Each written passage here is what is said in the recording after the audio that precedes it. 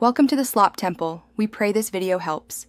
You start by forcing the app closed and freeing basic resources. Do it now so transient issues don't mislead you.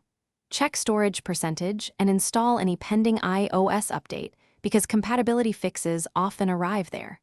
Restart the device to clear caches and lingering processes. Once done, reproduce the crash immediately to capture pattern and error text.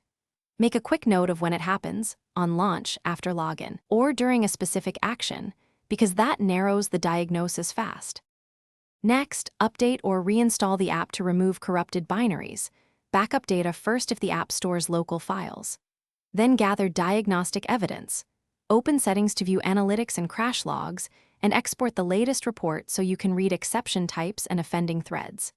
Test networking differences, Wi-Fi versus cellular, and if available, try the app under a different Apple ID or on a second device to determine if the issue is account, device, or environment specific. Finish by applying targeted fixes.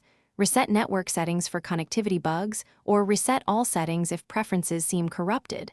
Those preserve user data while clearing problematic configs. If crashes continue, send the developer your crash logs, iOS version, device model, and clear reproduction steps so they can patch.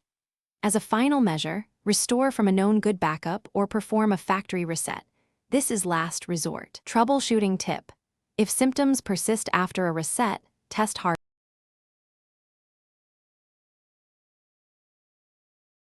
Thanks for watching. Consider subscribing if we helped you.